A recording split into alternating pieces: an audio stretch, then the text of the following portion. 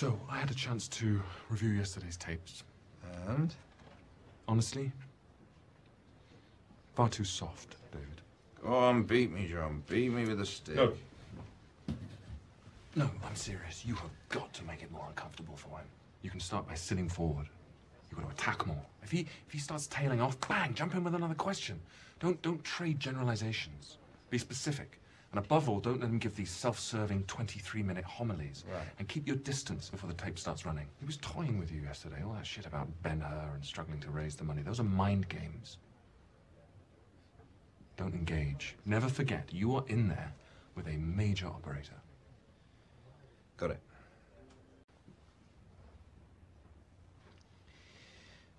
Mr. President, you came to office promising peace, but no sooner did you get into the White House than U.S. involvement in Vietnam deepened and the war was prolonged with calamitous consequences. Did you feel that you'd betrayed the people that had elected you? Well, Vietnam was not my war. It was my inheritance. And it looked to me as if the reason for our being there had perhaps not been adequately understood by the American people. It seemed to me they hadn't realized how important a test this was of American credibility. The whole world was watching to see if we have the character to see it through. Now, look, I could have bugged out. I could have blamed it on my predecessors. I could have pulled the troops out of Vietnam early, and very possibly I would have won some Scandinavian Peace Prize into the bargain. But I believed in the cause. And sometimes, you know what you believe in? It's the harder path. You might even say that I was the last casualty of the Vietnam War. Yeah, tell that to the paraplegics. Come on, David, Cambodia. And Cambodia, an invasion which everybody advised you against. All the CIA and Pentagon intelligence suggested it would fail, so why did you do it? Well, first of all, as a result of our incursion into Cambodia, we picked up 22,000 rifles, 15 million rounds ammunition, 150,000 rockets, mortars, that's all belonging to the North Vietnamese, which would only otherwise have been directed right onto American soldiers. But one of the principal justifications you gave for the incursion was the supposed existence of the headquarters of the entire communist military operation in South Vietnam, a sort of bamboo Pentagon, which proved not to exist at all. Oh, no, wait a minute. By sending by sending B-52s to carpet bomb a country, wiping out whole civilian areas, you end up radicalizing a once moderate people, uniting them in anti-American sentiment, and creating a monster in the Khmer Rouge that would lead to civil war and genocide. Yes, There it is. Good. Okay, run VT. Roll tape.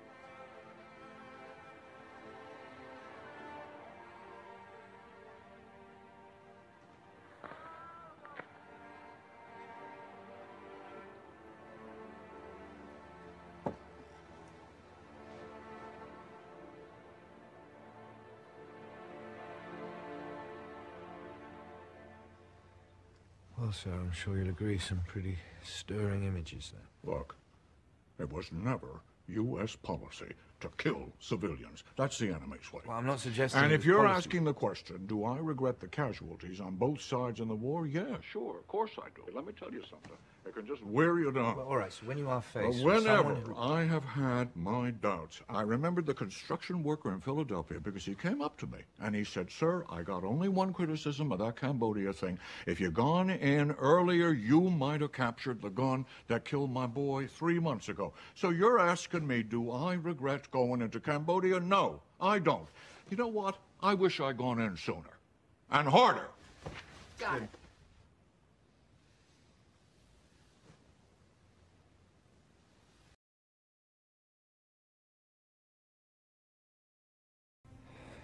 You know, the first and greatest sin or deception of television is that it simplifies.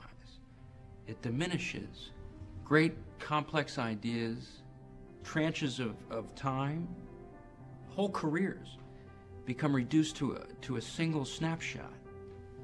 At first I couldn't understand why Bob Zelnick was quite as euphoric as he was after the interviews,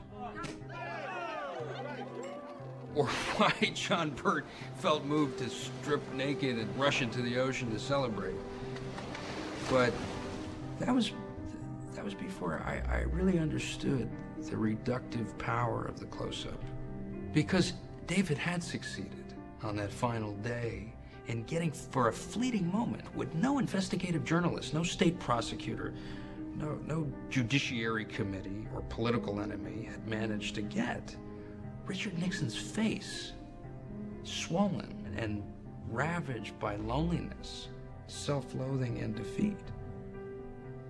The rest of the project and its failings would not only be forgotten, they would totally cease to exist.